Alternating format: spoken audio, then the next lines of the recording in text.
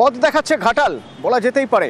শতাব্দী প্রাচীন সে ব্রিটিশ আমলে তৈরি হয়েছিল শিলাবতীর উপরে ভাষা পুল। এবার দেখা যাচ্ছে ডেবরায়ও এই নৌকা নিয়ে ঝুঁকির যাতায়াত করতে হয় বর্ষায়, তো সেই ঝুঁকির পারাপার যাতে না করতে হয় তার জন্য তৈরি হচ্ছে ভাষা পুল।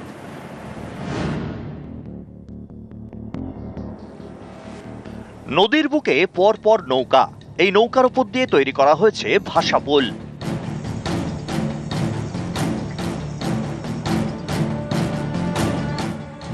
পশ্চিম মেদিনীপুরের ডেবরায় সত্যপুর ৩ নম্বর গ্রাম পঞ্চায়েত।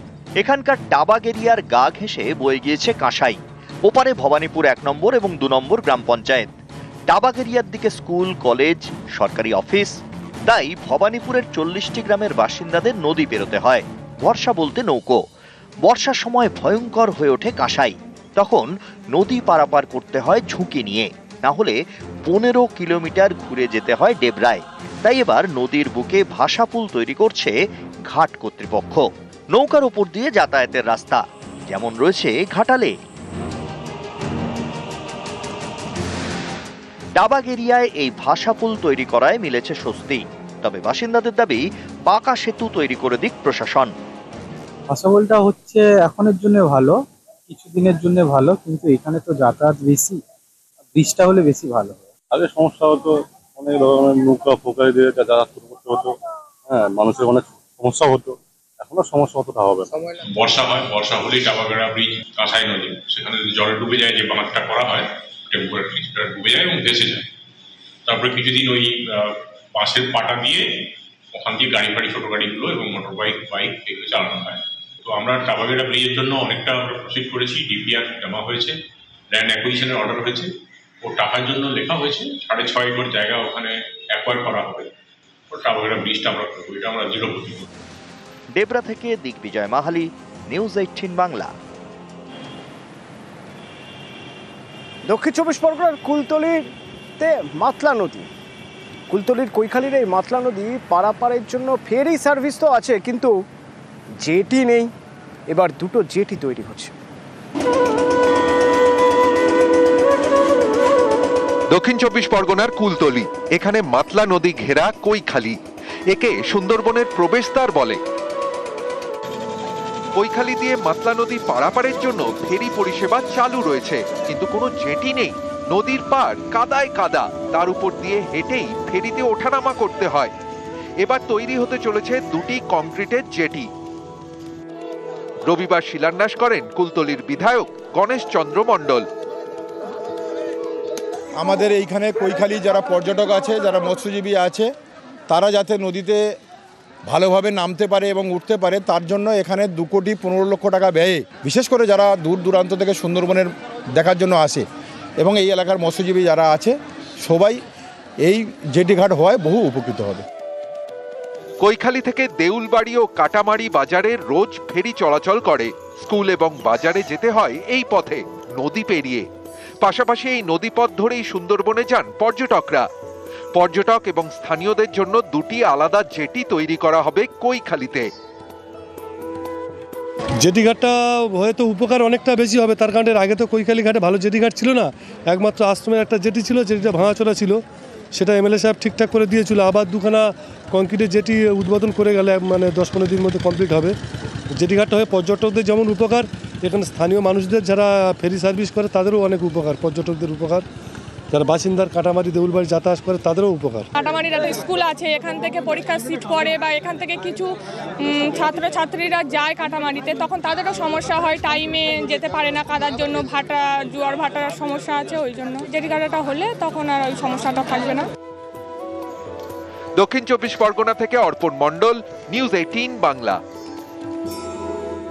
বিধানসভায় পুকুর ভরাট নিয়ে ক্ষোভ প্রকাশ করলেন মুখ্যমন্ত্রী। কড়া ব্যবস্থা নিতে হবে, যদি কেউ জমির চরিত্র বদল করে তাহলে জলাশয় বুঝিয়ে ফেলা যাবে না, তার জন্য প্রয়োজনীয় পদক্ষেপ করতে হবে বলেন মুখ্যমন্ত্রী মমতা বন্দ্যোপাধ্যায়। আমার সঙ্গে সোমরাজ রয়েছে। সোমরাজ, আমরা এরকম ছবিও দেখেছি যে গ্রিন ট্রাইব্যুনালের আদেশ অমান্য করে পুকুর বুঝিয়ে ফেলা হচ্ছে। সেই জায়গায় দাঁড়িয়ে এর আগেও মুখ্যমন্ত্রী বারবার বলেছেন যে কড়া নজর রাখতে হবে, জমির চরিত্র বদল করা যাবে না। আজ বিধানসভায় দাঁড়িয়েও তার এই বক্তব্য কতটা গুরুত্বপূর্ণ?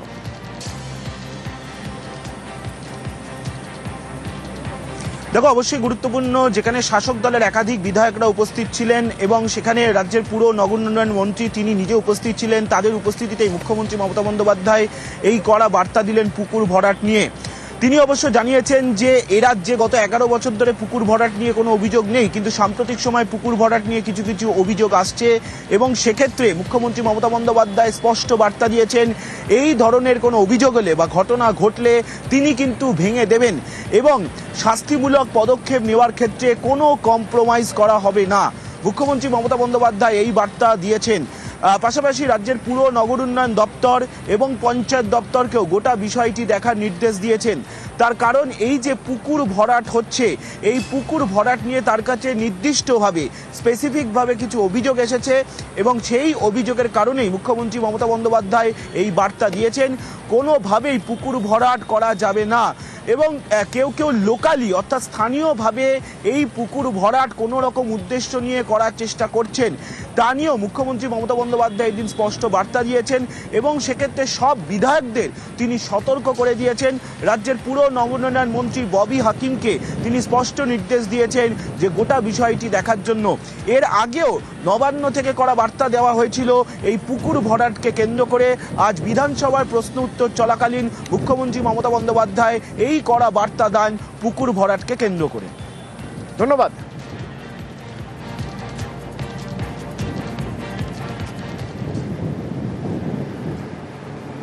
আর যে কথা আপনাদের বলছিলাম, রাজারহাটে গ্রিন ট্রাইব্যুনালের নির্দেশকে অমান্য করে পুকুর ভরাট হচ্ছিল, তারপর হাইকোর্টে যান এলাকার মানুষ হাইকোর্টে যাওয়ার পর আপাতত কাজ বন্ধের নির্দেশ দিয়েছে হাইকোর্ট বৃহস্পতিবার পর্যন্ত। এর আগে গ্রিন ট্রাইব্যুনাল জলাশয় ভরাটের স্থগিতাদেশ দেয়, তারপরেও দেখা যাচ্ছিল ভরাট হচ্ছিল পুকুর।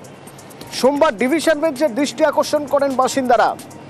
সেখান থেকে এই প্রশ্ন তোলেন বিচারপতি তপব্রত চক্রবর্তী, কার অনুমতিতে জলাশয় ভরাট চলছিল? সংস্থার ডিরেক্টর ও চেয়ারম্যানদের তলব করা হবে।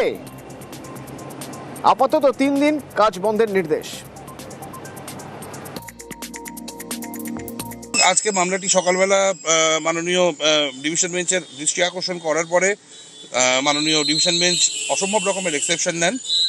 তাদের কৌশলীর তরফ থেকে কোর্টের কাছে আন্ডারটেকিং দেওয়া হয়েছে পরবর্তী শুনানি অবধি এই পুকুরে কোনো রকমের কাজ করবে না তারা। কোর্টের কাছে বাধ্য হয়ে এই ডেভেলপার কোম্পানির তরফ থেকে আন্ডারটেকিং দেওয়া হয়েছে। আন্ডারটেকিংয়ের যদি ভায়োলেশন হয় তাহলে কন্টেম্পট আর আদার কনসিকুয়েন্সেস ফলো করে। গাড়ি খালাসি। কোন গাড়ি? ওই রাবিসের গাড়ি। এখানে মাটি কবে থেকে পড়ছে তা বলতে পারবো না, অনেক দিন থেকে পড়ছে, তো এখন আমরা এটা বলতে পারবো না। আজকে আমি 10টা 10:30টার দিকে আমি এসেছি, আমাদের এই গাড়ি 4-5 গাড়ি পড়লো, বন্ধ হয়ে গেল। রাজারহাটের এই পুকুরটি দীর্ঘদিন ধরে ভরাট হচ্ছিল, আপনারা মিডিয়ার মাধ্যমে বারংবার দেখিয়েছেন, তার সত্ত্বেও কাজ চলছিল। কিন্তু আজকে সকালের পর থেকে আর কাজের কোনো ওখানে কাজের কোনো দেখতে পাচ্ছি না। যে কাজ করছিল সবাই পালিয়ে গেছে, জানি না কেন কি হয়েছে, সম্ভবত কোর্টের নির্দেশেই কাজটা বন্ধ হয়েছে। আমরা চাই পুকুরটা পুকুরই থাকুক, ওটা পুকুর নয় তো বিশাল বড় 2 বিঘে 3 বিঘের পুকুর। জানি না কেন এটা ভরাট করছে অবৈধভাবে, রাতের অন্ধকারে শয়ে শয়ে গাড়ি এসে ভরাট করে দিয়ে চলে যাচ্ছে। এটা অবৈধ, একদম বেআইনি।